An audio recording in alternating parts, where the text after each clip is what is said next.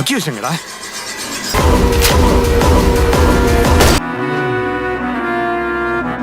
சிறை அப்படின்ற ஒரு படத்தை தியேட்டர்ல உங்களுக்காகவே பார்த்தோம். அந்த படத்தோட கதை என்ன அப்படின்னா, ஆயுதப்படை காவலா இருக்கிற விக்ரம் பிரபு ஒரு கைதி.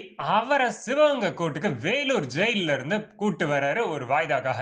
அந்த நேரத்துல வழியில அவரோட கதைய கைதி சொல்ல, இங்க கோர்ட்ல ஒரு காதலி வெயிட் பண்றா அந்த காதலனுக்காக, அதாவது அந்த கைதிக்காக. சோ இந்த பையனோட அம்மா இறந்துடுறாங்க. இந்த காதலியோட அப்பாவ கொலை பண்ணிடுறாங்க. இந்த அக்யூஸ்ட் அவரு ஒரு கொலை கேஸ்ல மாட்டியிருக்காரு. சோ இது எல்லாத்துக்கும் என்ன விட, இந்த கைதி ரிலீஸ் ஆகி அந்த காதலிய கைப்பிடிப்பாரா? விக்ரம் பிரபு என்ன ஆகப் போறாரு? அப்படின்றது தான் இந்த மொத்த கதையே. படத்தோட பிளஸ் நேர்த்தியான கதை 2 மணி நேரத்துல முடிஞ்சிருது. சோ அதுதான் இந்த படத்துக்கு பெரிய பிளஸ்ஸே. அதே மாதிரி சொல்ல வந்த விஷயத்த பிசுறு தட்டாம சொல்லியிருக்காங்க ஒரே நேர்கோட்டுல டிராவல் பண்ணி.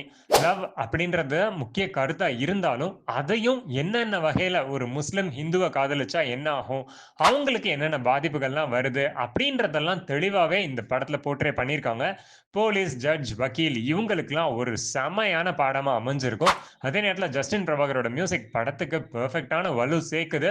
கேரக்டரைசேஷன் விக்ரம் பிரபு, அக்ஷய்குமார் ஹீரோ, அப்புறம் ஹீரோயின் மத்த கேரக்டர்ஸ் எல்லாமே கல கச்சிதமா பொருந்திருக்காங்க. வசனங்கள் டாப் கிளாஸ். படத்தோட மைனஸ் இது மைனர் கைண்ட் ஆஃப் மூவி தான் வச்சுக்கோங்களேன். ஒரு போலீஸ கைதிய கூட்டி போறாங்க. சோ அந்த படத்துல தம்பி ராமையா அண்ட் கேங்க வச்சு செமையா காமெடி கலாட்டா பண்ணியிருப்பாங்க. அந்த அளவுக்கு இல்லனாலும் கொஞ்சமாவது காமெடிய தூவிட்டு இருந்தா கமர்ஷியலா பெரிய ஹிட்டாவே ஆயிருக்கும் இந்த படம். அது தவிர்த்து பெருசா ஒண்ணும் இல்ல.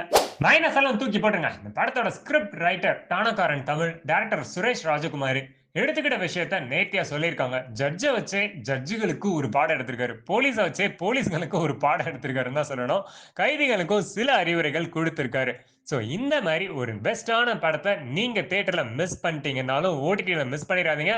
தியேட்டர்ஸ்ல பாக்குறவங்க என்ஜாய் பண்ணுங்க. இதே மாதிரி அடுத்த பராசக்தி அந்த படத்தோட ரிவ்யூல சந்திப்போமா? பாய்.